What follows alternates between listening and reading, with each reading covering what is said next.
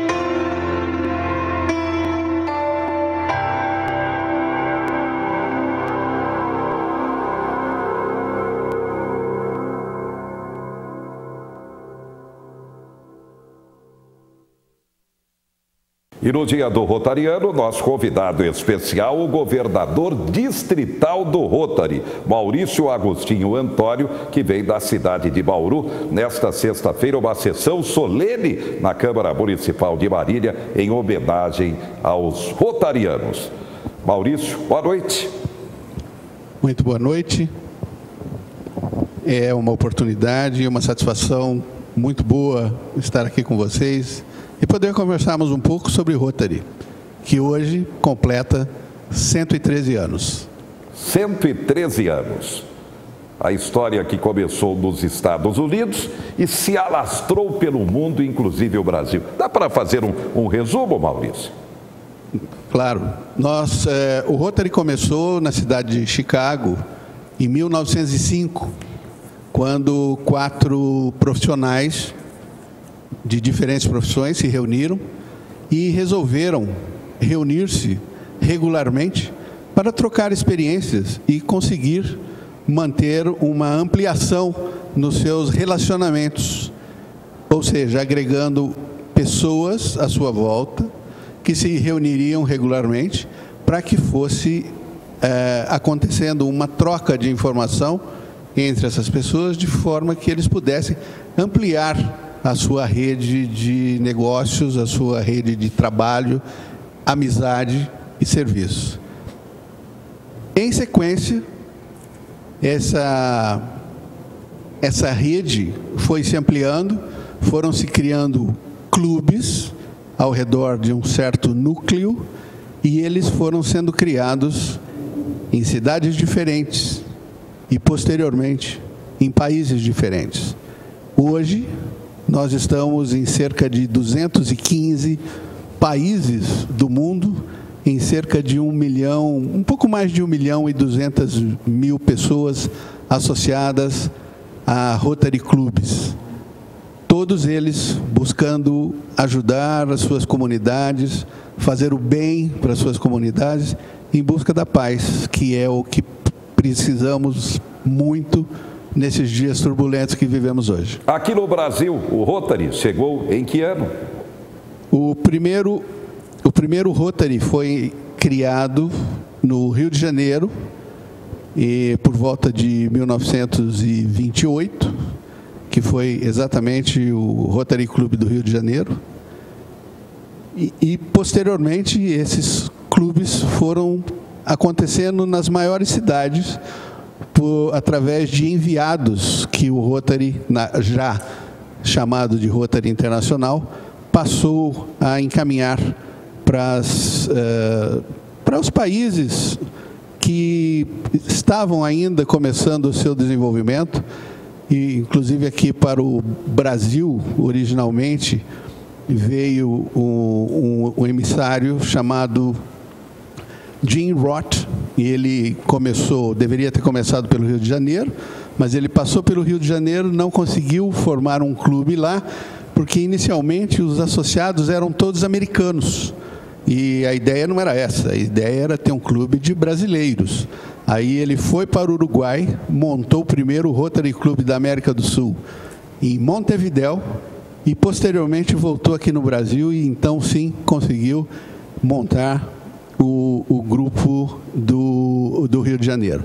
Depois, quando ele chegou aqui para o estado de São Paulo, na nossa região, que nós chamamos de distrito, né, esse mesmo cidadão, ele formou, dentro do nosso distrito, 6 clubes. Começou com Bauru, depois veio a Marília, Assis, Presidente Prudente, Garça e mais uma outra. Paraguaçu Paulista também foi criado naquela época.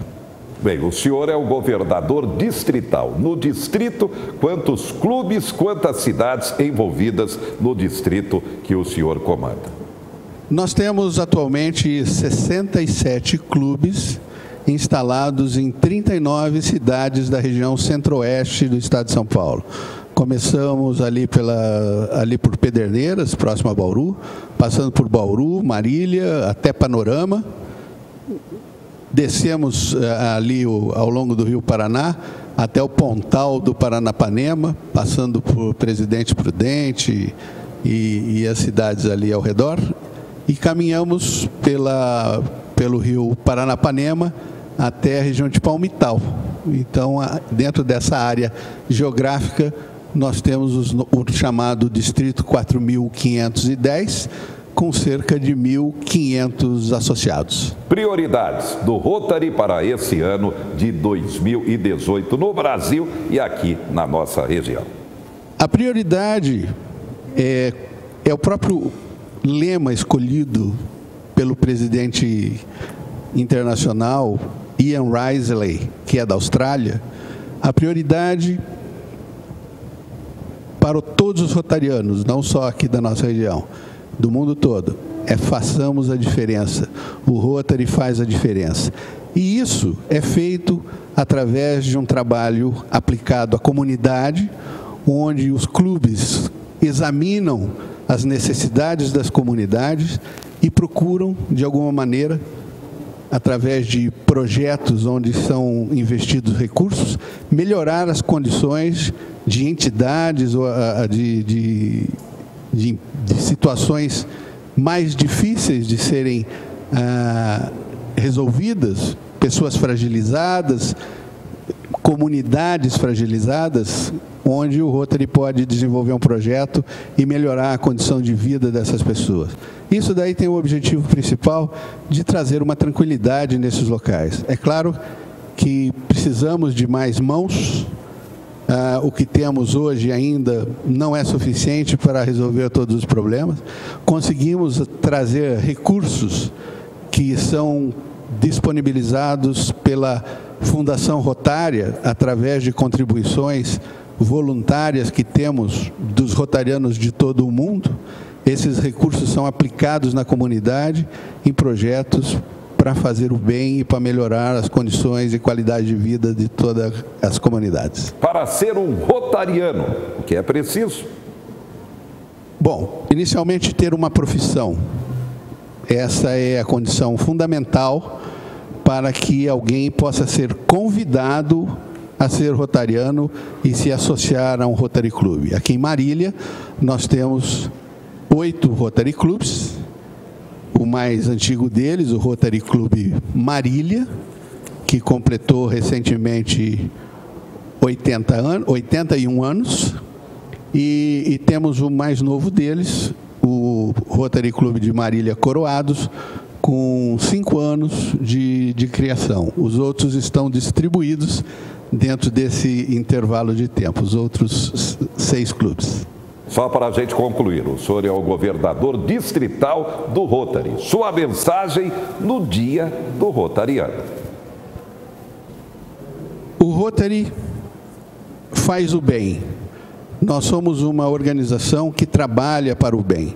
Nós trabalhamos para ajudar as pessoas, para ajudar as entidades e para trazer paz e tranquilidade nas comunidades onde estamos instalados.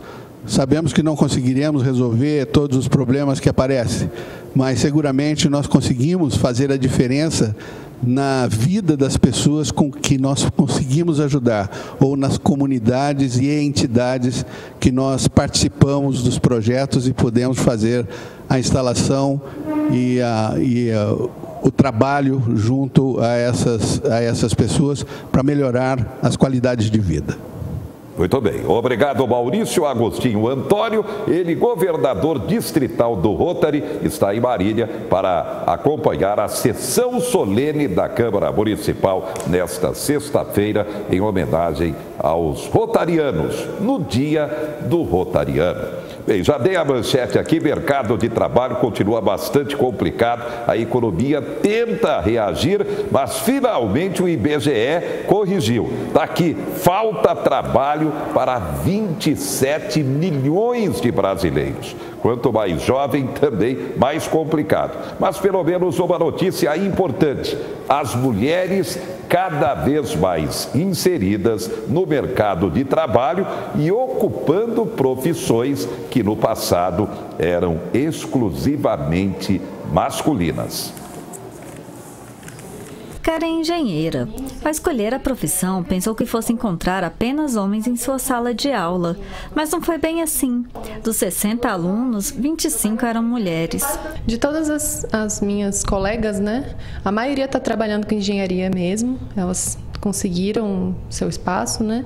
E eu vejo que a maioria das mulheres conseguiram entrar na engenharia. Dados da Relação Anual de Informações Sociais, a RAIS, do Ministério do Trabalho, mostram que a participação da mulher no mercado de trabalho cresceu quase 4 pontos percentuais entre 2007 e 2016.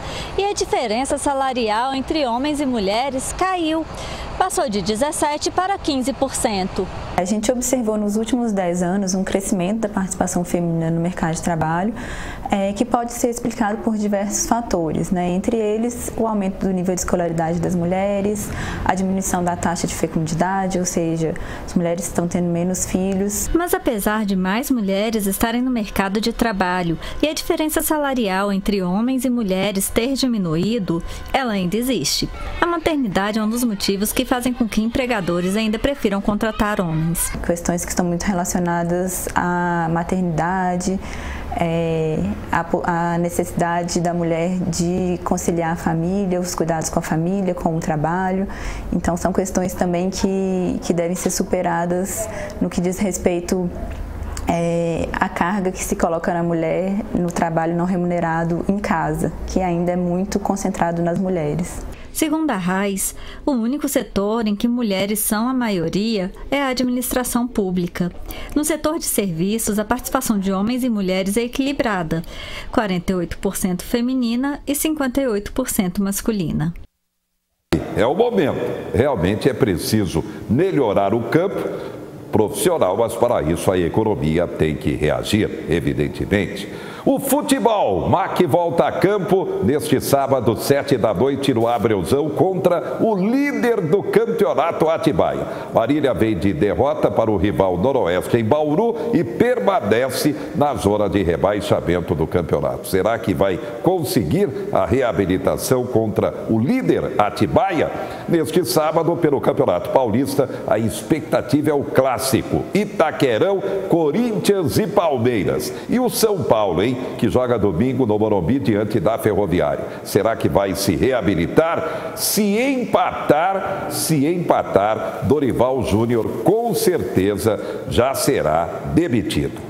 Daqui a pouco, a semana de alerta ao alcoolismo, também como destaque IPVA, final 9, prazo para pagamento, segunda-feira. E prova de vida, aposentados e pensionistas do INSS têm até dia 28. E o ministro da Saúde em Marília.